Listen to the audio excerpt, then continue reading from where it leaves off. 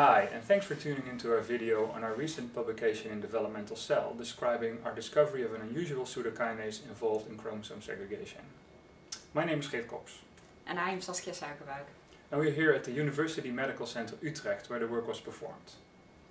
So the human genome encodes about 500 protein kinases that catalyze the transfer of phosphoryl to protein substrates. Activity of these kinases depends on three residues known as the catalytic triad, depicted in this schematic representation of a kinase domain. However, several proteins within the human kinome lack one or more of these residues and are therefore predicted to be inactive. These proteins are termed pseudokinases because they look like kinases but do not possess catalytic activity. We became interested in the mitotic kinase BOBR1 for two reasons. First, it's an important regulator of chromosome segregation, and second, germline mutations in the gene encoding BOBR1 cause a rare disease known as MVA, mosaic variegated aneuploidy. Human BOBR1 was identified based on its similarity to the BOB1 kinase that carried mutations in chromosomally unstable cancer cell lines. In budding yeast, a similar pair of proteins known as BOB1 and MAD3 with roles in the mitotic checkpoint was known to exist.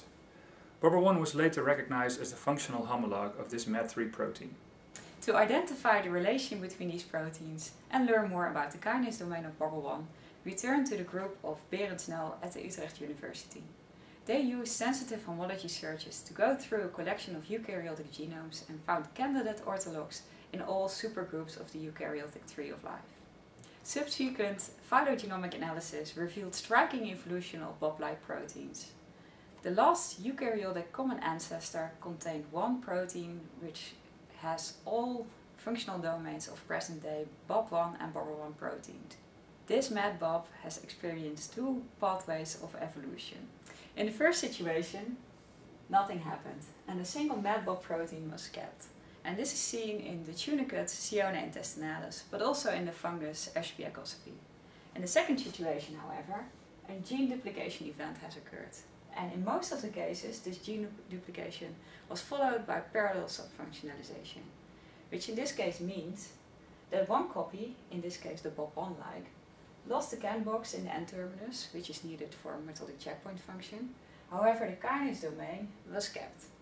The other copy, which is the MAD3-like, kept this N-terminal CAN box domain but lost the kinase domain altogether. And this is seen in, for example, Arabidopsis, but also in the ancestors of budding and fission yeast. This gene duplication event has occurred likely 9 times independently during the eukaryotic evolution. A puzzling exception to this rule are the vertebrates, in which, after gene duplication, the CAN box containing copy retained the kinase domain. And so we wish to understand why vertebrate homologues had done this. And to do so we looked at the catalytic motifs. And a closer examination of these in human BOBR1 and all the other vertebrate homologues revealed that these motifs were severely degenerated. This was never observed in any of the BOB1 or MAD-BOB homologues found throughout eukaryotic evolution. Now this type of degeneration was very reminiscent of those observed in some pseudokinases, but BOBR1 was never classified as one because it contained the catalytic triad.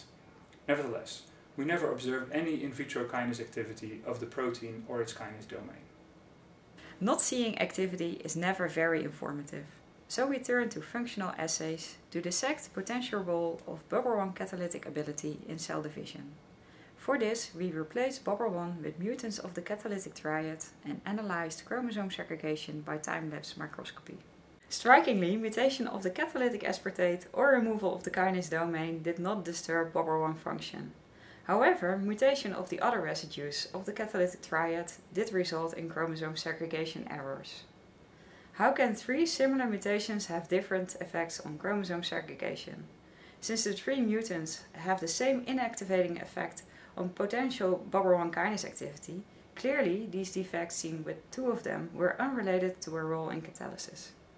A clue came from measurements of whole protein levels. The 2 mutants that caused BOBR1 functional defect were poorly expressed.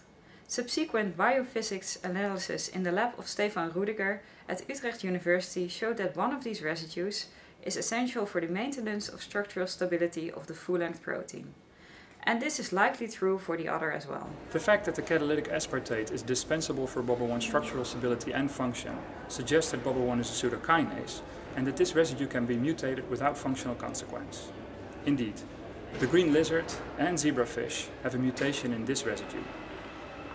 The BOBR1-like proteins in these organisms are therefore classical pseudokinases. In conclusion, we have shown that human BOBR1 is an unusual pseudokinase. It is unusual because, like pseudokinases, it lacks catalytic activity, but unlike pseudokinases, it retained its catalytic triad. We therefore propose that gene duplication allowed species to get rid of BOBR1 catalytic activity either by removing the entire kinase domain or by mutating the catalytic motifs towards inactivity. Thank you very much for watching our video. We hope you enjoy the paper.